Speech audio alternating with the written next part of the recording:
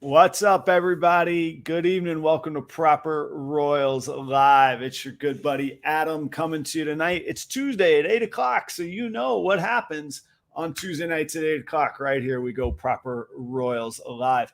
Tonight's episode is all about it's Tuesday at 8 o'clock, so you know what happens. Tonight is all about the ball python business. And we've got Kai from Lucas Landon Royals coming to join us. Hold tight. I promise I'm coming back.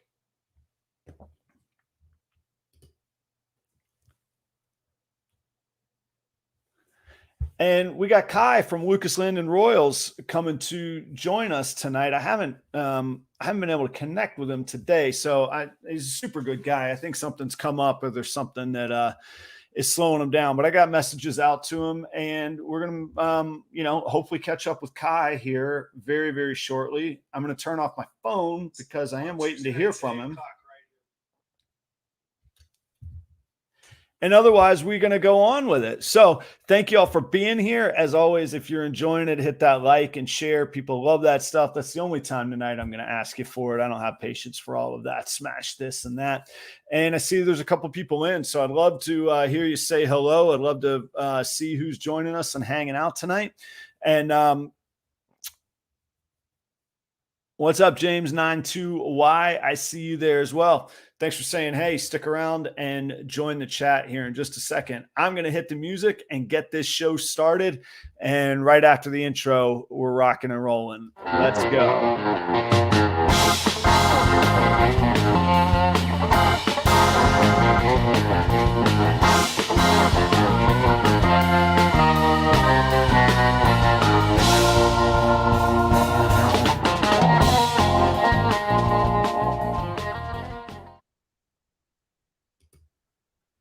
Kai, how are you tonight, man? Hey, man. Thank you so much for joining. You had me antsy there for a minute. Is the audio okay? Yeah, I think so. You getting any? I'm getting a little feedback on my end. Do you have both YouTube and StreamYard up on your computer? I got it. Is this better? Can you guys still hear me? Yeah, that's a little smoother too. All right, cool. Yeah. How you doing? I'm very, very good, man. Thank you so much for joining me. I know this is kind of off the cuff. For anybody watching, Kai and I have never met except ever so briefly 2 nights ago when I was still recovering from Labor Day weekend, and I know Kai had done some work on your house that day. So, hey, listen, thank you very, very much for joining me. When I kind of started this ball python journey, it's funny, I just posted that hatchling rack build, but your builds, I remember your detail in pre-drilling the holes, and I was like, this guy doesn't mess around. He doesn't miss, measures twice, drills once. And then I got to see your animals and see your personality and everything after that and since that. So I've always wanted to hang out with you and meet you. So I really, really appreciate you being here. Thanks for having me. Why don't you tell us about what you do, what you've got going on? I could bust out a lot of the stats that I see, but I'd love to hear it from you and what your kind of goals and vision on the industry are right now. Wow, the goals and visions on the industry. I mean, I'm just still enjoying this like as a hobby. Obviously, when I started it, I had the idea that it could fund for itself, right? Like, my past history had nothing to do with reptiles. Like a lot of people say they play with reptiles, go out herping when they were a kid. Like I didn't do any of that. Right.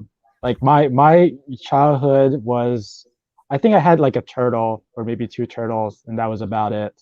One was a rescue, one like we found. So Eastern box turtles were like just very abundant like 30 years ago. Like if your backyard was facing the woods, you can go there and you find an Eastern box turtle. And I had one of those.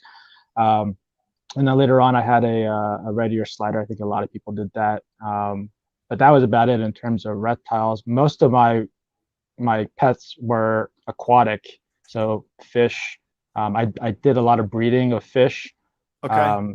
And so like I think because of some of the lessons that I've learned with doing fish, because here's the thing, like you can buy a beta fish. I don't know if you guys know, like the Siamese fighting fish. They're quite popular. Yeah. You can buy a $2 fish and breed those, and all you end up with is $2 fish, 100 of them, 200 of them, right? Right. Or you can spend a little bit extra, and you spend like, $50 or $100 for a couple like really nice quality ones. It's going to take you the same amount of effort, the same amount of utilities, the power, equipment to breed those as well, but your return on investment is much, much higher. So it makes Right. more sense, right? And so like I learned that lesson quite early. And so when I jumped into ball pythons, I started with a couple of cheap animals, like $100, $200, just to see if it's something that I could do.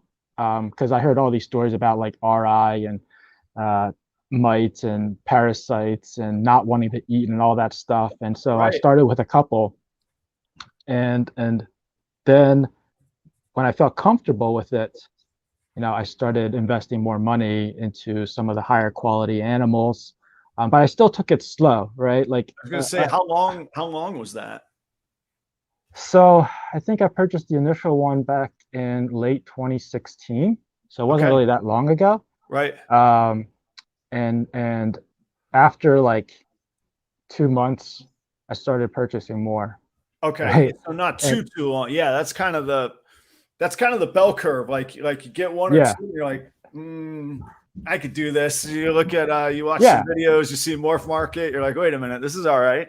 yeah. You get two like really, really like good animals that eat for you, and obviously I had to tweak the enclosures a little bit. I started with fish tanks because I had so many fish tanks laying around from my Yeah. previous hobbies. And so I started with fish tanks, and I was like, oh, I can do this. They're fine. I don't know what people are talking about. You can totally use glass. Right. Right. And then you realize, like, after you get 5 of them, it's like, this sucks. I hate cleaning them. I hate picking up the glass. I hate bringing the tank all the way over to the sink and rinsing them out and being afraid that it might like crack on you or something like that. Right. So that's when I started my YouTube. Around the time I started my YouTube channel, I built my first PVC rack. And in my mind, I think it's really important for people who are starting out is like have in your mind how many animals that you think you can take care of. And so in my mind, I was like, maybe I can shoot for 12, a dozen, like a Yeah. nice simple number. So like I said, I started with two, then it started to build up, and I got to a dozen, right? And I was like, oh, this isn't too bad. And then as you take care of a dozen animals, you start to find efficiencies along the way, and then you're like, oh, I can probably handle more than a dozen, right? So then you start Yeah. throwing more money into it, and then building bigger racks and more of them, and that's kind of how it goes. Because like I was saying, there's efficiencies that you can gain when you have more animals, right? And Oh yeah. especially It's like there's factory cost production. savings as well. Yeah. Yeah. So like taking care of one snake versus taking care of two snakes, it's not like the double the amount of effort and double amount of time and Not at double all. amount of cost. Not at all. Because like just think about driving to the pet store to buy Yeah. your rodent, right? You're not going to drive twice to get two rodents. You're going to drive once to pick up two. No, it's Right. like cooking. It's like cooking for a family. You're not going to Mm-hmm. marinate things in 5 different bowls. You make one marinade and you pour it over 5 portions. Like Exactly. you're doing that with your cocoa. You're heating your rats that way. If you're feeding frozen thawed, or like you say, if you're going to pick up your lives and stuff. It's Yeah. funny that you talk about fish. So my wife and I we just moved and we just totally got out of fish, but we had 250 gallons of cichlids. So they weren't the betta fish, but same kind of thing on the cichlids. We would get like, all right, I didn't know anything about recessives and dominants, but I definitely knew about, certain essentially morphs that those had as well. So we were pretty big into that. And then the very beginning of the pandemic hit, and we got my son a bearded dragon for Christmas. And I got to admit, I was a little jealous. I was like, man, this thing is cool. And in college, I had bearded dragons, I had leopard geckos, I did have ball pythons, and I had corn snakes. But that was 20 years ago. And I was like, man, if I'm going to be locked down for however long, maybe I'll try this out again, And so it was the same thing, man. I picked up a banana pastel, and I picked up a blue-eyed leucistic because I thought they were both very cool. And the last I knew of ball pythons was normals and albinos. There was nothing else 20 years ago, Yeah. and you couldn't get the albinos anyhow without mortgaging your house kind of thing. Yeah. And yeah, I started watching videos. I started learning on Morph Market. The genetic part of it was super cool to me. The community part was cool. I really enjoy business, hence kind of trying to talk about some of that tonight. And then when I saw both the variety on Morph Market, everything new still entering the market, and the demand, man, there's people with reptiles everywhere, and nobody that doesn't have reptiles believes me. And everybody that does is like, yeah, they're all over the place. Like we're all underground. It's like this punk rock movement, man. Like everybody's got, there's like a code or something, you know? Yeah. Yeah. Like I actually, for work, we just had like this yeah, this fun activity, just a team building thing, just to get to know each other a little bit better, because like because of COVID, nobody sees each other, and there's been like people that have come and gone. And so they did some fun activity where you can show off your talent, right? Or something special about yourself. And people do singing, playing music, like actual talent, right? Like, but my manager was like, hey man, can you do something? I was like, I don't really have any talents. I don't play music. I don't sing. I don't do any of that stuff. And then so like, well, why don't you show off your fish or something like that? And I was like, all right, fine. It's not really a talent. It's more like a hobby. And so I did that. I ended up winning the talent show with my non-talent, and then from then on, like everybody just knows me as the snake guy at work now, and they're all asking me about like my social media stuff, and not because they want it, but because they just want their kids to, I guess, experience it. Like even though some of my coworkers are like deathly afraid of snakes, Right. regardless what I say, right? They're still open-minded enough to let their kids experience it for themselves and let them build their own opinion and perspective about it, which is pretty cool. That's very healthy and it's very cool. And one thing I love about social media or this hobby in general has allowed me to, but through YouTube, you can be anywhere or not anywhere that you want. So it was really strategic of me to have a twist on the proper Royals name without using my own name, because I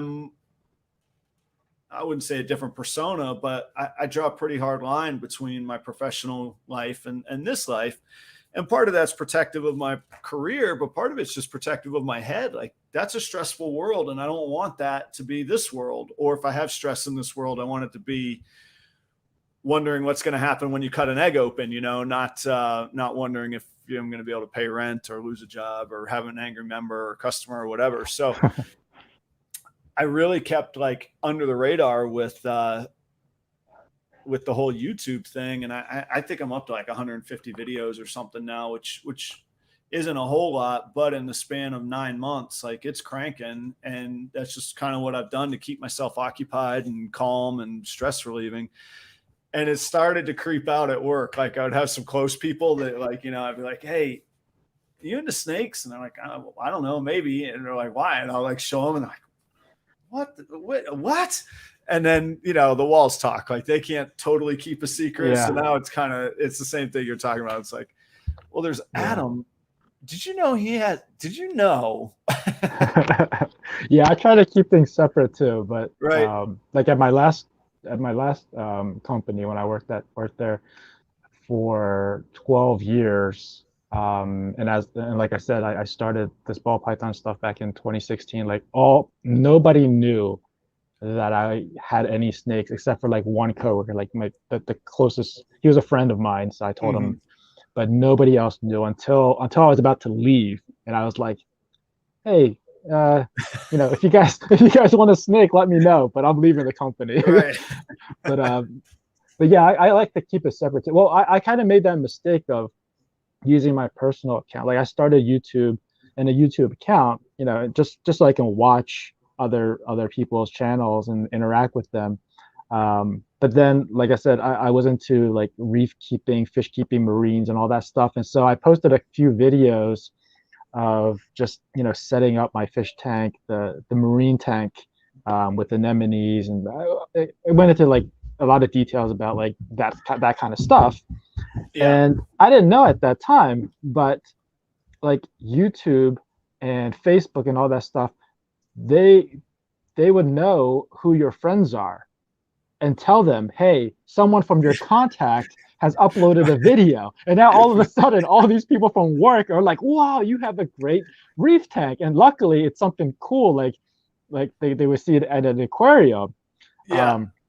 But I was like, oh, well, I don't want to do that with my snakes, because then like not a lot of people like snakes, then I might not be as popular as I am at work anymore. So second time around, I made sure to create another account, and I created obviously the Lucas Landon Royals account.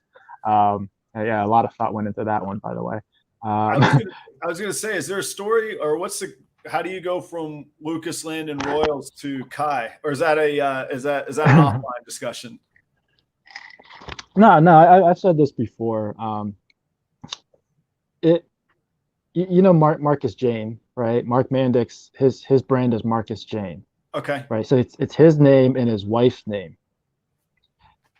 Right. And so for me, I thought, I want to combine names as well. I thought that's a great idea. And my thought was that like this is something that I could eventually do with my kids when they get older, right? Because they're 8 and 12 now. So when I started, they were 4 and 8, so they were way too young.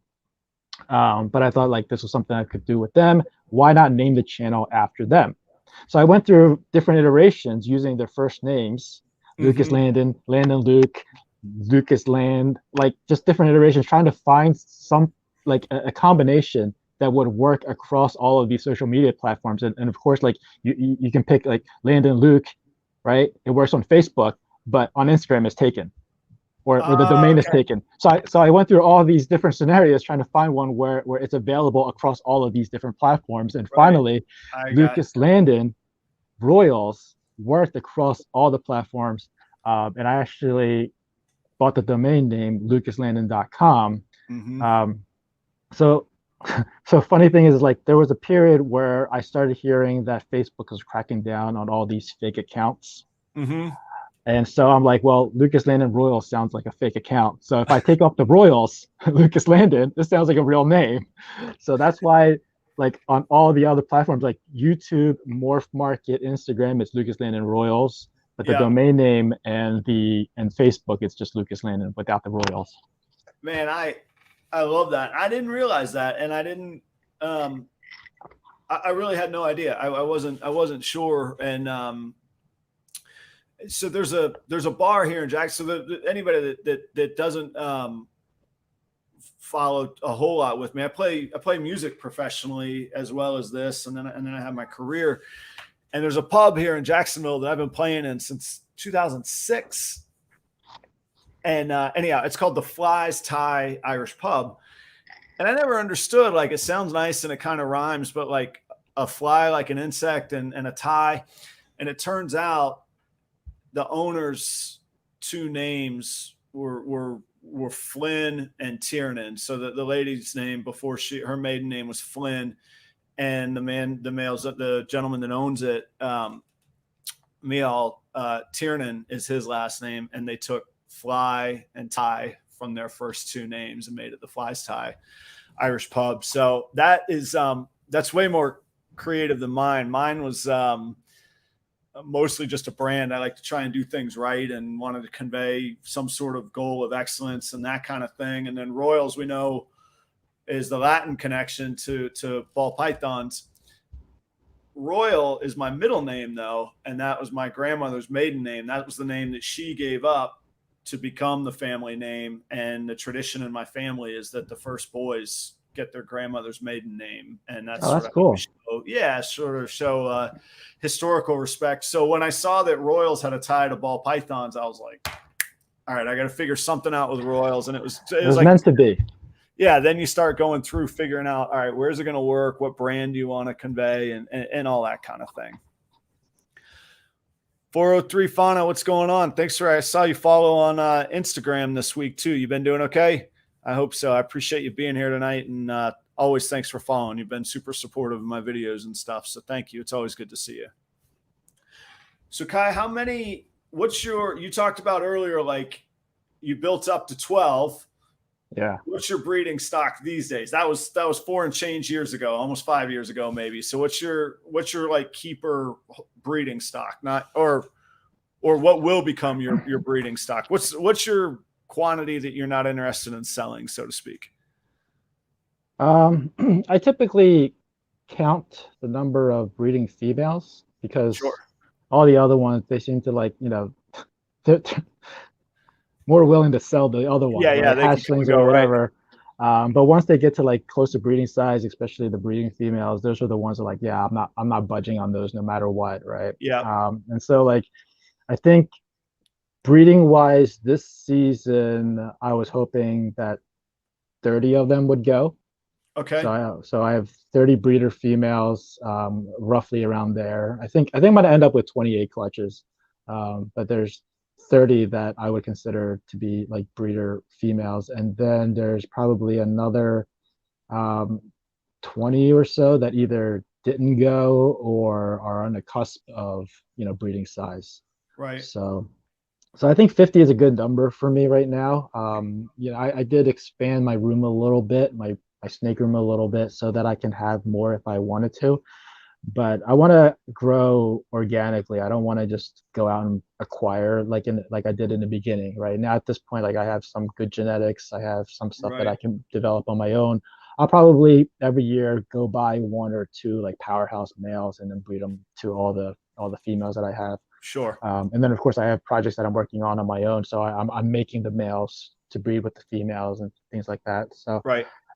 people always ask me like how many do I have, and I sometimes I'll say 150. That's like before hatching season, Yeah. and then like towards the end of hatching season, it's like 200, 250, and then it goes back down because I'm selling hatchlings. Of course. Of course. So So that's kind of where I am right now with the number of animals. But I would suggest like if somebody's going into it, to like I said, start with a number in your head that you think you can handle, and then as you develop efficiencies, you can start acquiring more, if you can handle more. But I wouldn't suggest like all of a sudden just go and hire like 2 3 staff members and buy like $1 million worth of snakes like some people do, and I guess it works.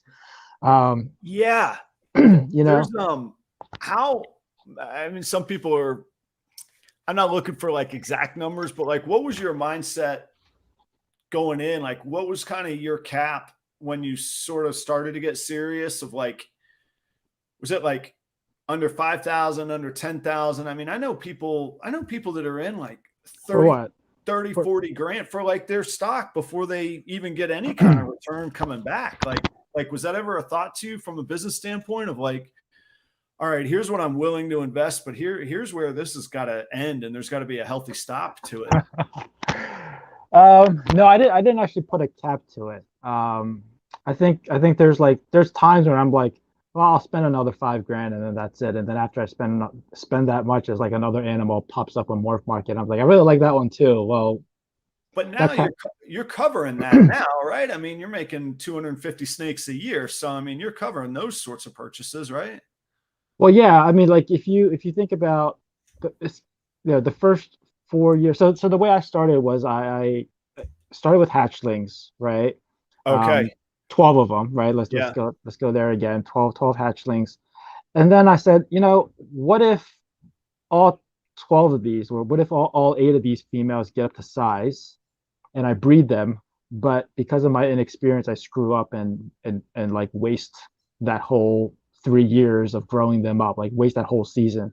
So I said, why don't I just go buy a couple adults, right? To try breeding. So that's what I did. I purchased an albino female breeder and I purchased a pied breeder. And I put them to a couple males that I already had, just to make sure that my incubator set up correctly, that I know what I'm doing, and they were both successful, luckily. And so while I was gaining experience breeding, I was growing up those other 12 that I had, and so like that was kind of my mentality, was to just make sure that I wouldn't screw up the the important the important ones that I wanted to breed. Yeah. Not like the albino and the pie wasn't important, but that was like a test for myself, just to make sure I Sure. could do it.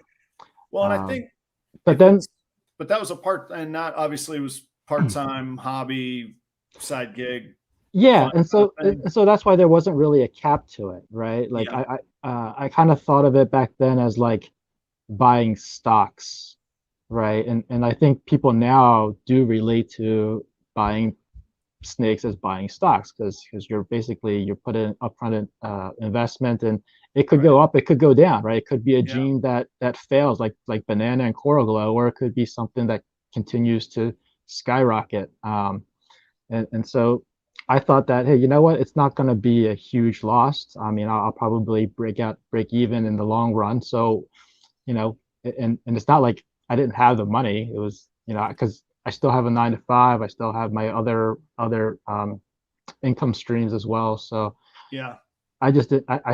I saw this as I'm going to break even in the long run. I've already threw like 30 grand into my saltwater reef tank. So so why is this be any different? I mean, you only Yeah. live once, right? So Yeah. I just kept buying stuff that I was interested in and that I liked. And then, like you said, at some point you'll make it back, right? You might not like the animal, the pair that you invested in, let's say, like they might not make it back, but you might have a different pair that you invested in that would make back what their cost and more, that would offset anything that you lost Of on course. another pair. So Yeah. I didn't really see that as a huge risk to me, right? And Yeah. like you asked earlier, what was I guess my cap. There was a cap initially, um, in the number of animals, not in the cost. Hmm. And the cap was like just fill up the room that I had. That was it. It was like just fill there. And so like you saw in my earlier videos, I would breed animals. I would get like pieds, het lavenders. I would get desert ghosts, pastel desert ghosts, like all these like sought after animals, and I was selling them Hmm. because I had no intentions of Right. growing out beyond the room that I had. Yeah. Um, but I'm kicking myself now because I sold like a whole clutch of pastel desert ghost females, all the females, and like Hmm. now all those people that I sold it to are like sending me pictures, giving me updates of them laying clutches of eggs, and I'm on Morph Market, and I'm like, well, a hatchling is already like $1,000, Right. just Right. just a straight up desert ghost female. And Yeah. then an adult is like $2,000 to $3,000 each, and the ones I've sold have pastel in it too. So I'm like, damn it, if I held on to all those, I would be so much further along in my Desert Ghost project. Yeah. I've got a rule, not so much about ball pythons, just in general. And that's, if you get a chance to take a profit, just, I'm not saying to take the profit, but if you choose to take the profit, don't ever question it afterwards. Once it's done, it's done, and you're ahead and you've taken it. Because you, not you personally, just in general, I'll go nuts over analyzing what if, what could have been, how about this. I'm texting today with my buddy, and he's just going on about Bitcoin, and I was like, dude, it just was on a huge pop over the weekend. I took my money, man. I'm good. I'm happy. I'm pleased. If I get comfy and I see it crash and I want to buy in again, I will. So Right. I don't know. Take it, and you can. There's all. What's the saying? You can always find more ways to make money. You can't find ways to make more time. So if Yeah, you need it at the time, take it at the time, kind of deal. yeah. I mean, like, I did complain a little bit about selling them, but if you think about it, like the money that I got selling those, I invested it into other animals, right? That's So right. like, You can put the money to use at the time. exactly, Yep.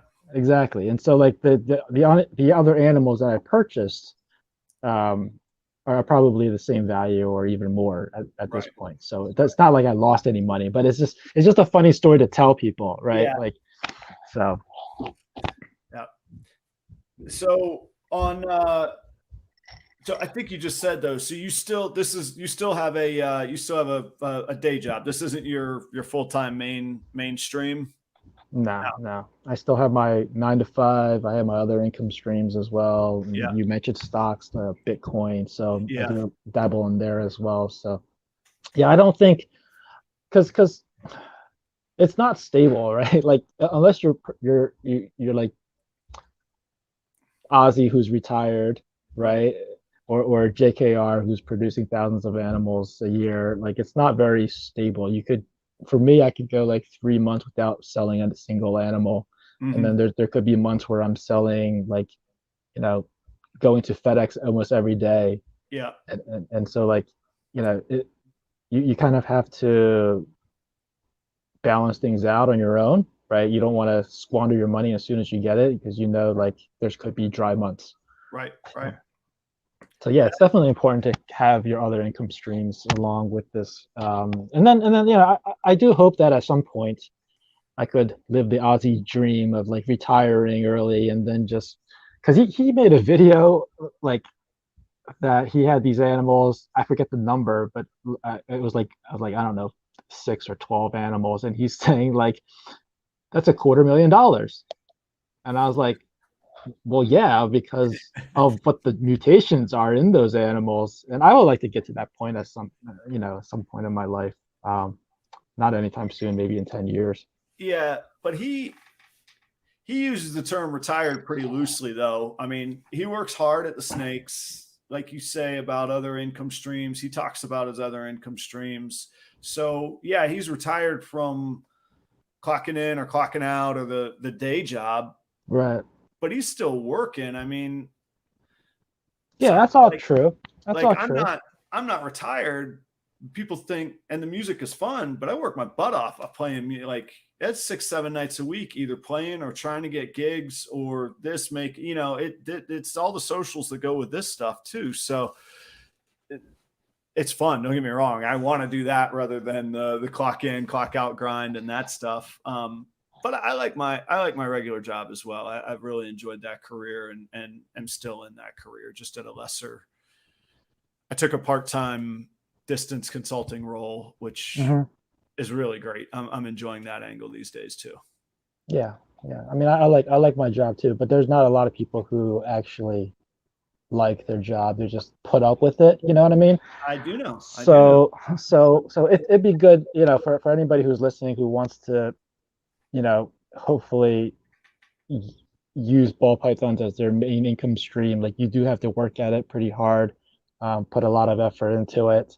I can't say that with experience, but I feel like, I can't say with experience how to reach that end goal because I'm still walking that path myself.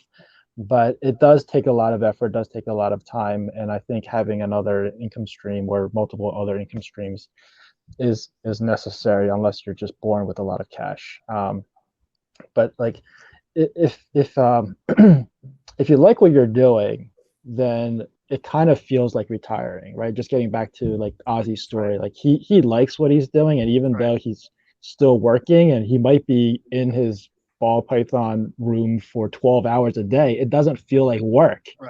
Right. And so I think it makes sense when he says he's retired. I mean, technically, I guess he is retired from the workforce, but yeah, we're still working. Yeah. He's not.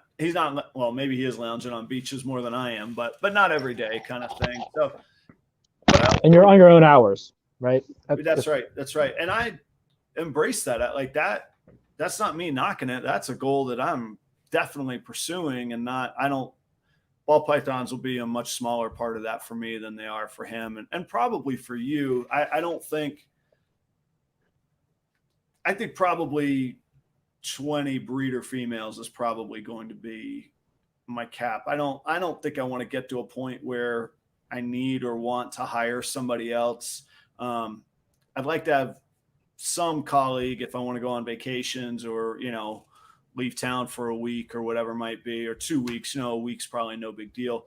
But I've been in management for 20 years. I don't want to, part of what I'm going through right now is I just don't want any more of that. And if there's somebody that wants to collaborate or have a mentor or something like that, I think that would be fun one day. But I think,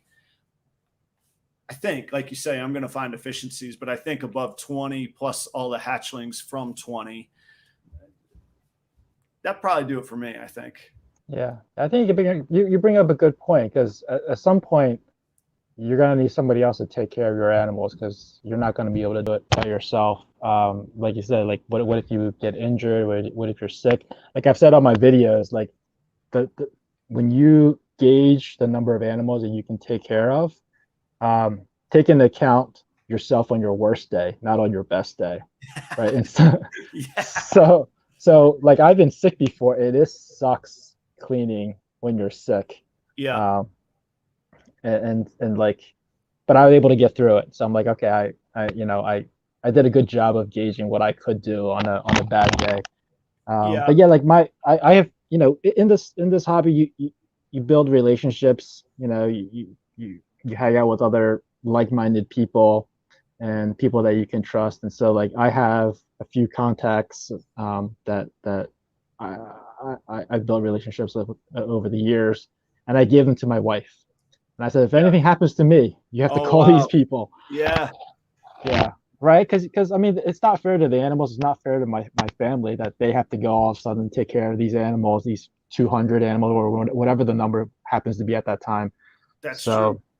So like, and I'm not in it really right now. I'm not in it for the money at least. So even if something happens and that situation does arise where she has to call those other people, I told them, I was like, just take them off of her hands. Yeah. That's it. Like you don't have to give money or anything. Just take them off of her hands because it's I want the animals to go to people who are able to take care of them properly. Yeah. Yeah. My son's a little young for that, or he's not too Mm-hmm. young to do it. His focus is too short to do it. And then my wife actually Well, enjoys how it. old is he? He's 9.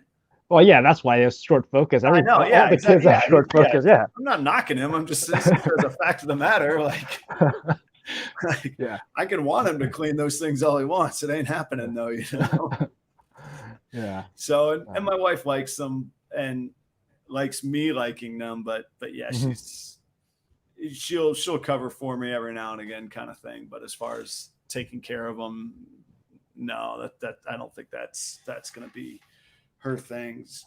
Yeah. So I think like if you're in it, it is important to make sure that your animals are going to be cared for if you're, out of commission for a little bit or forever. Yeah. But then like finding people to help you is tough as well. Like, you hear other breeders say once you get over like 100 animals, you should hire somebody. But that's hard, right? Like for me, I don't particularly want to hire people who have reptiles of their own just Yeah. because of the cross contamination issue. Exactly. Like they could be bringing in pathogens.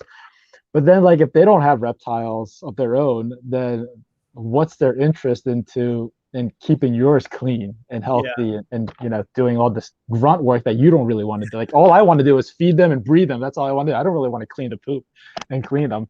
So I think, like I said, my initial or the idea that I had was to do this with my kids. Obviously, I'm not going to ask them to do it right now. Like kids have short attention spans. They'll come in and play with them, but as soon as I start cleaning them, they're like, "We're out of here." Yeah. And but I think when they get older, hopefully they'll come around and start taking on some responsibilities. And I do have other family members who are interested in it as well. Obviously not interested at my level. My dad does help me sometimes when I go on vacation. He'll come in and do some stuff here and there, and cool. I give him some instructions. I'll label some things that this red means what, this green means what, like stickers and cards and stuff like that. And so like I was on vacation a couple weeks ago. We went to the beach with my family for an extended weekend. Yeah. And I told my dad, I was like, "There's 4 females here. If they shed, you got to let me know because that was their post ovulation shed, right? Yeah. Timing wise, if they shed, you got to let me know. And 2 of them might lay eggs. I don't want you to touch the eggs. I don't need you to take pictures of the eggs. You just need to like call me and make sure I answer. Don't just send me a text and then walk away. Like make sure I get it." And so he did that. And in the middle of my vacation, I drove home to pull those eggs. But the funny thing is, he only told me about one female. He told me about one female that laid eggs. And I came home and he was actually sitting in my living room just waiting for me. So once I got home, he headed out, and I pulled those eggs out, put them in the incubator, and I thought I was done because I wanted to rush back to the Okay. hotel. Yeah. So I went to go fill up gas, and as I was filling up gas, I'm like, I didn't even check the other one. So I went back home. So you to get the this gas. intervention, this divine moment of like, maybe I will. Yeah, maybe I should have checked the other ones. Why did I leave all of a sudden, right? So the gas station was only 5 minutes away, so I went back, and there it is, another clutch of Oh eggs. my gosh, And really? it was a black pastel pied to, I don't know what the male was. There's like 2 or 3 different males that I put to her, but that was a pretty important clutch. Yeah. So yeah, like you have to have people that you can trust who will take care of them on those type of situations. And then I also have a cousin who's really interested. I don't know how she'll do with responsibilities. She's a little flaky. I hope she doesn't watch I this. was gonna say, you better let's hope you have a But few female cousins here. yeah. And so I think at some point, maybe like when I get bigger, if I need help, like she would be the one to reach out to because she Yeah. has the interest, and she has reptiles of her own, but they're from me. Oh, cool. So the risk of cross contamination is kind of low. Lower, yeah. Yeah. That's a good point about. It's so weird this day and age, just people in your house in general. I mean, most of our facilities are at our house in one version or another, whether it's a guest room or I built a room out in my garage. But just inviting somebody into that investment. And then, like you said, I mean, I hadn't really thought about that. Like if they have reptiles, you got the cross contamination. And if they don't, what are they coming cleaning your reptile poo for? Like you got to kind of be into it to put up with that, you know? Right. Anyhow, yeah, I want to keep it at a one man family show kind of thing would be. I did too. I want to keep it one man unless my kids get involved more, Right. and then it could be 2 or 3. Same thing with my cousin. It could be 4 people that get involved into it. But I'm more comfortable doing it myself. It's hard for me to let go. Yeah. Hey, I don't know if are you in your snake area or are you away from them right now? You want to show off anything? I mean, if not, no sweat. We'll just promo one of your. You just put out a real cool video. I don't want to give a spoiler on it or anything, so that's why I was kind of dancing around the question there. I mean, I could if there's one that you wanted to see. Well, it's up to you, and if nothing else, like anybody watching, you also check out Kai's latest videos. It's a nice result. How long were you working on that for? 4 years. Like Yeah. I started. So funny. Well, first of all, let me just settle this. I don't want to go in there and grab an animal because today's feeding day and there's stuff in there already. All right. Yeah. But going back to that project, which is the Exantic Pie project, that's the one you're referring to, right? Yeah, that's the one. Double recessives.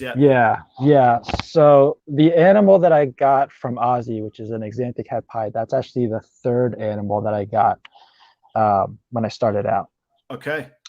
And everybody says get females in the beginning, get females. So that's what I did. I got females in the beginning, and that was a female. And when she got to like 1,000 grams or something like that, I started looking for a male, and I didn't really know about quality back then. So when I saw what I wanted, it was labeled as super pastel Exantic, and that's like, oh, that's the one I want. So I just got it. Brought it home, and then after a few sheds, it started turning a little yellow. Yeah.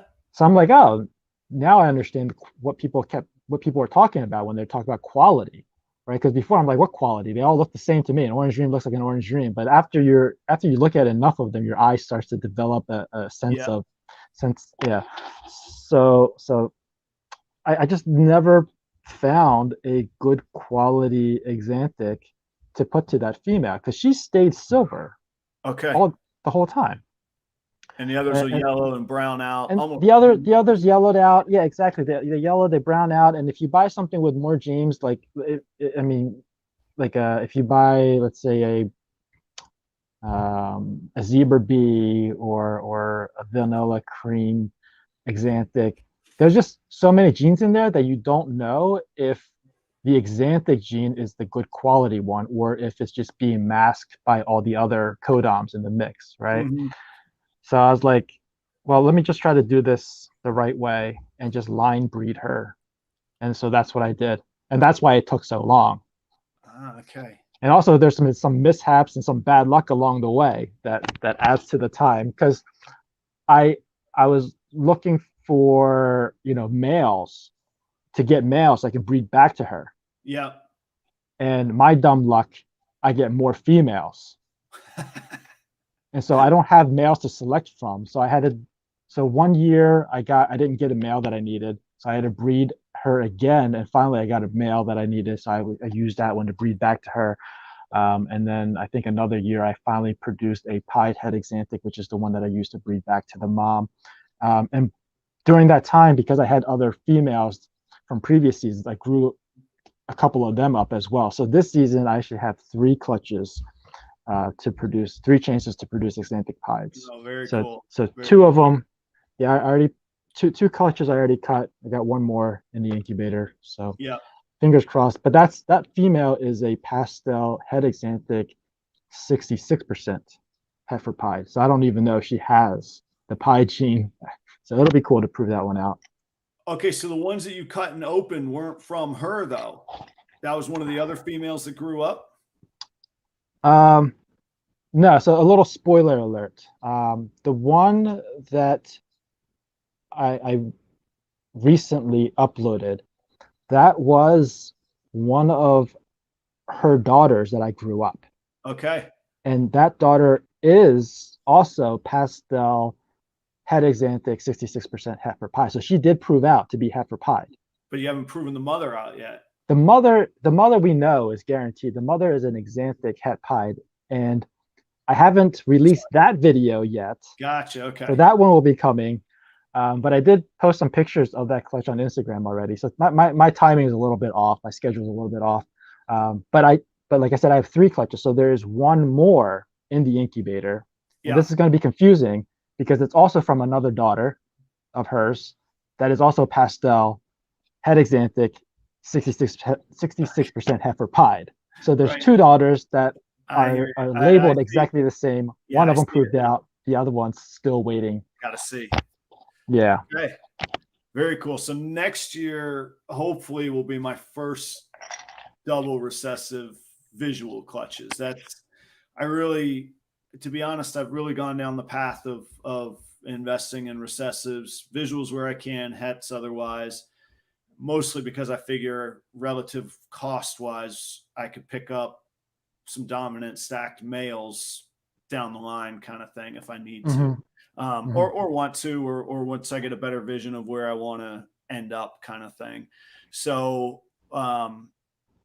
yeah, so this year I should have some pieds. Actually, for anybody watching, this time next week I should have some pieds hatching. They should hatch Monday night. That'll be 58 days on Monday night. So we'll be able to talk some about that, and then I'll have I've got some other double recessive hets coming along that next year when I breed them back we'll produce visuals as well. So I'm a little behind you, but I'm excited. I'm pretty pumped this year.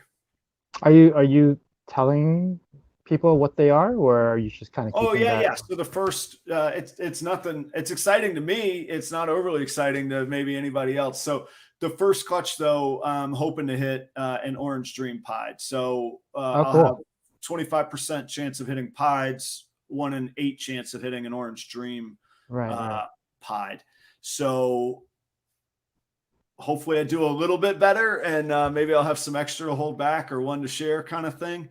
And then the second clutch was a visual pastel clown to a banana het ghost female. So I could start working on ghost clowns. Next season I'll have hopefully get some.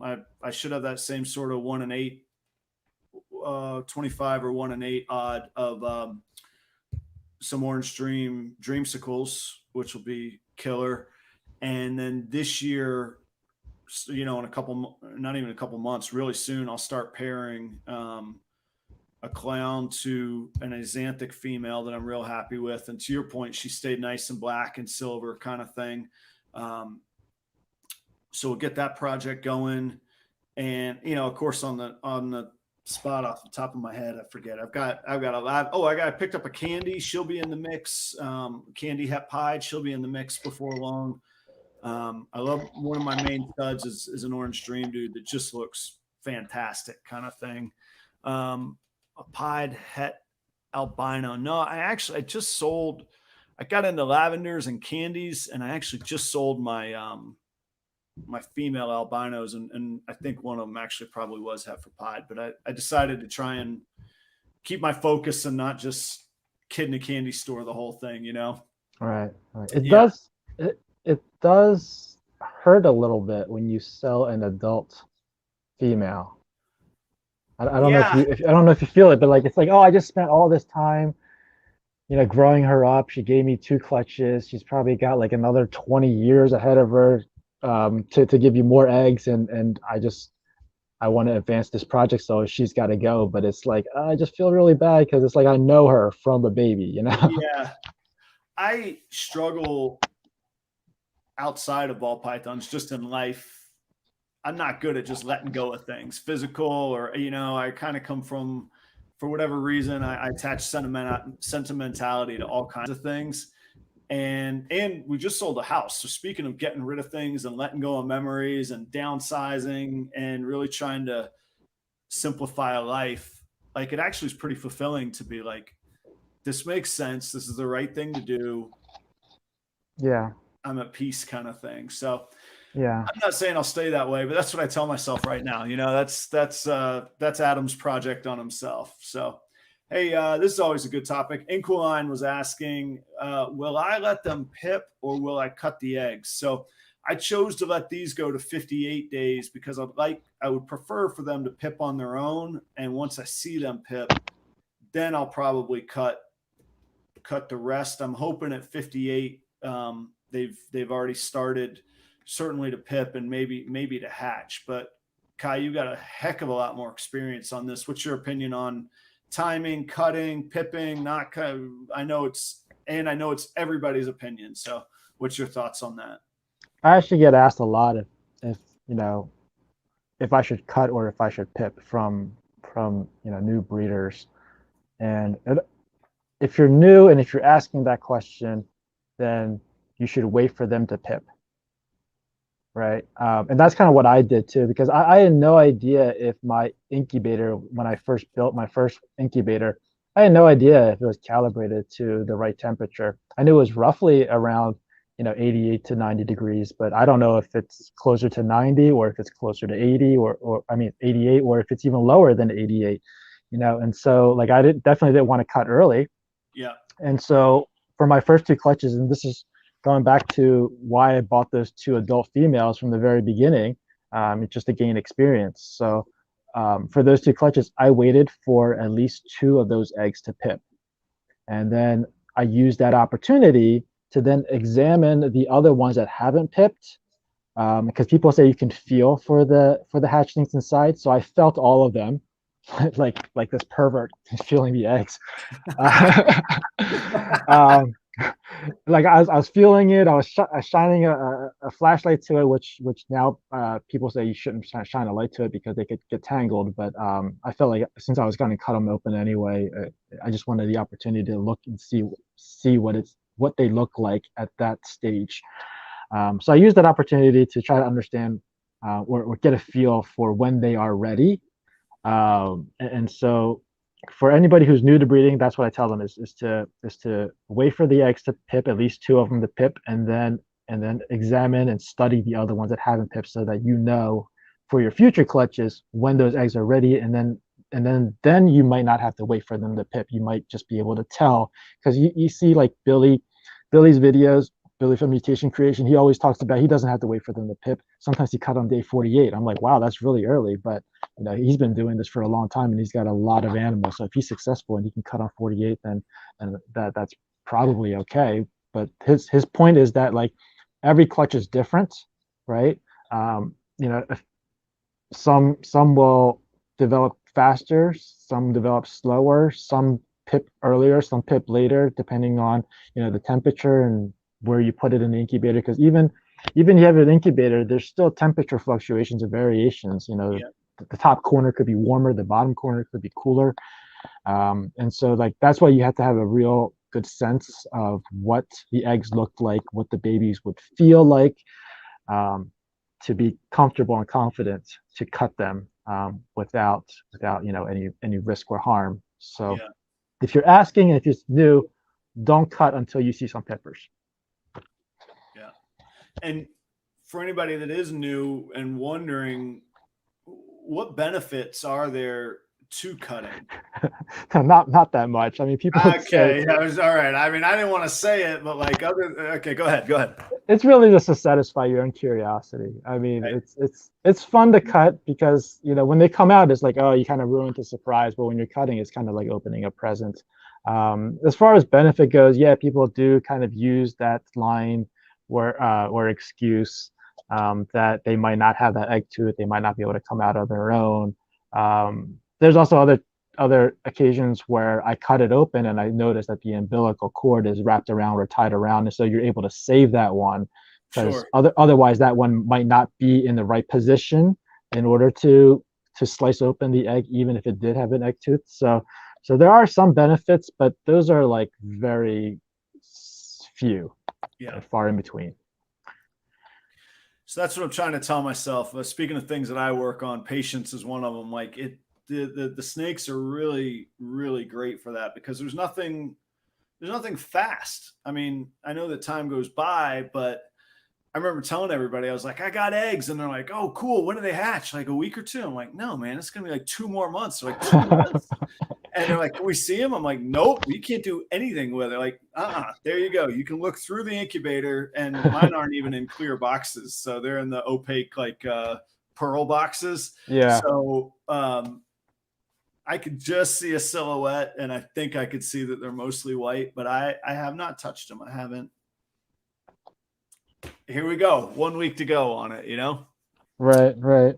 And it's funny because in all my videos, you do see me cut my clutches, and some clutches they're not even pipped yet, but I'm still cutting. So it seems like I'm rushing or I'm impatient, but it all goes back to just being confident, building up that experience. Obviously, you have to build it up. It doesn't just come naturally. But for people who are, I guess, asking me for advice, I always tell them, like, you probably just spent 3 years growing that female up. You spent all this season breeding her, waiting her for to ovulate, waiting for that post ovulation shed, waiting this, waiting that, waiting this, waiting that. Why can't you just wait 2 more days? Exactly. That's kind of what. Just give it 2 days. Hey, Inquine asks, Inquine, it is Lucas Landon Royals is absolutely the channel to check out.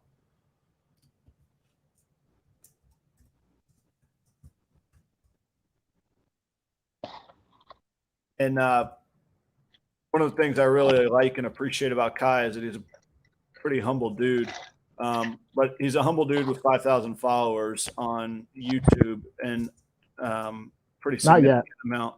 4.5. Okay, all right. I'm going to give you the over on the on the 4.5 there. So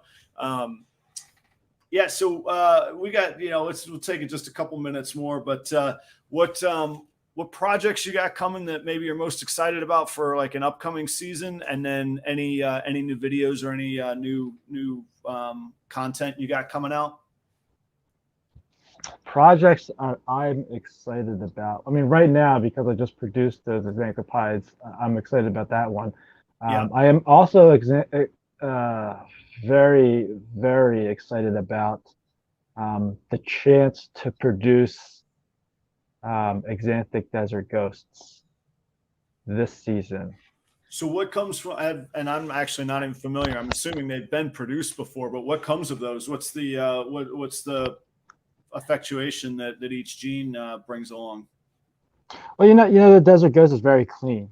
Yeah. right? But it still keeps that contrast, the dark blacks, but then the browns just become this gold rusty color, very clean. And then the Xanthic is black and white, Right. right? Or gray and white or whatever. And we were talking about the yellowing out issue, right? Yeah. With Desert Ghosts, you're not going to get that issue anymore. It's going to be pure black and white. You might not even get silvers in between. It's going to be pretty cool. And I do have a couple Kodoms in the mix as well, pinstripe and pastel. And I have, let's see, there was a total of 4 females out of the clutch. I actually did a video on this one. This is the one where everybody was like mocking me about my thumbnail because it was like me with these pixelated sunglasses that I drew on my own face. I do remember that one. Like yeah. The NES game. I remember it. Yeah. So I again, I'm kicking myself a little bit because I sold 2 of the females, but I kept 2. The Lemon Blast female is the one that's going this season. And then the pastel one I thought was going to go, but I'm sure she'll go next season. So I'm pretty excited about that one. But it is a long shot. Like we were talking about chances. I think this is a 1. Well, it's double head to double head. So I think it's 1 in 16. But yeah, it'll be really, really clean Xanthic. I envision it to be just black and white. There has been other ones produced that were, I think pastel was in the mix. So it definitely helped clean things up. But yeah, I'm really excited about that one. Also, next season, if that was your question, what am I excited about next season? So that Desert Ghost is Xanthic. You're waiting on that right now? Yeah, I'm waiting for that clutch of X. That was one of the clutches that I told my dad, you got to keep an eye on this one. That's the gas station clutch, huh? That's one of them. That's one of those I told him to keep an eye on. So that'll be this season. Next season, there's cool stuff in the mix. I don't know if I want to divulge on that just yet. There you go. All right. But yeah, like the next season would be the one where I try to mix lavender with some more Kodam. I'm sorry, not lavender. The Dreamsicle with some more Kodoms. Because right now it's just a double recessive. There's no Kodoms in the mix. I would like to get Yellow Belly into it just because it has that pixelation. Like I'm not seeing the craze with some of the other genes, just because it's like fire. I don't want to mix fire into it. It just seems to, instead of having that intense orange color, it just makes it more yellow, and it's like I can just that looks just like an albino pie. Right, you're going the wrong way with it. Why spend? Yeah, exactly. Why go the other way with it? So I want to put Yellow Belly in it because that does have that pixelation along the edges of the pattern. I'm gonna put Orange Dream into it. Hopefully that will work. So that's kind of what I'm excited about for next season, is just to push that Dreamsicle project forward. Because this season, I don't know if you saw on my Instagram, I totally whiffed on it. The female laid a clutch of slugs. I saw. I wasn't going to be the one that asked you about it. That's all right. That's all right. It happens. I was the guy that messaged you or commented, because usually when I see slugs, they're next to good eggs, so it's very easy to tell. Yeah. But in that picture, there was no frame of reference, and I was like, "What's the problem here?" And you're like, "The damn problem is those are all slugs." And I was like, "Oh, what an idiot I am!" I know you didn't curse at me, but that if I were in your shoes, that's what I would have said too. I was like, "Oh, what an idiot!" But there was like, so you can imagine people like in that situation, like they're already feeling down, and then somebody is like, "Hey, let me just point out something more obvious to you." You know, these two pretty good. What's the problem? I don't understand why this is such a rough day for you here. I couldn't. I'm trying to think what it is like hatchling pictures. It's almost hard to tell how big they are, or an adolescent. It's almost hard to tell how big they are if there's nothing else around or not a hand or something, you know. And then when you do get them right away, like when you take a picture or look at them right after they're laid, they still look fairly white.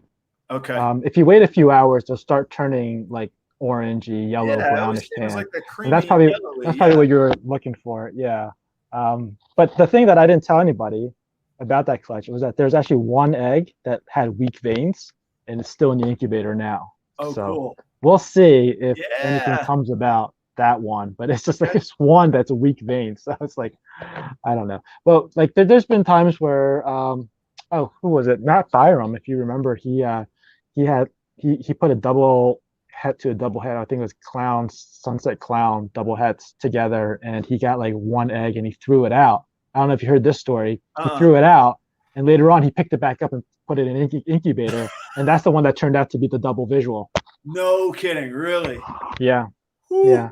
And he ended up selling it to Miguel. I think a lot of people know this story, but it's worth mentioning because it ties back to the business. And everybody was like laughing at him. Well, maybe not laughing, but like wondering why he sold that animal. Yeah. For what, I don't know how much he got for it, but in his mind, he said, it's an animal that I could die tomorrow, and somebody offered you like this ridiculous amount of money for it. Why not sell it? And he took that money. I think he invested it into like Apple or Google or something stock. Yeah. And he said that he made more off of that than if he had kept the animal for himself. So it totally makes sense from a business standpoint. Yeah, and there's always I don't want to get too far off the ball pythons, but there's a leadership topic that basically says find your superpower and maximize it. If you know more what to do with, say, the $4,000 that he got from that animal than you're ever going to know what to do with the $4,000 animal, then maybe it's a good decision. If I can spot a vintage guitar that I know I can either sell to the right audience, make money on, restore, fix up. I don't know if you're into vintage guitars, but probably not. That's probably nothing that you're ever going to spend money on. And likewise, I'm never going to spend money on a Harley Davidson score because I know nothing about it. So, who is it? Gary V. He says, man, there's so many different ways and everybody wants to impose their own way on another person, but you don't know what the other person knows and the other person doesn't have your insight or weaknesses either. So I like listening. I like exploring this stuff whenever I'm looking for something to discuss with somebody else that I know has some of this insight is really why I love talking business. So, let's see, coming up in my world, like I said, this week is a huge week for me. This is first clutch birthday. I'm going to find out like if I'm in it or not, man. So I'm pretty excited about that. 10 days later, I'll have the second clutch. Content wise, it's first week of September. So I don't know if you know, Kai, but I do a series called The Coolest Ball Python in the World every month.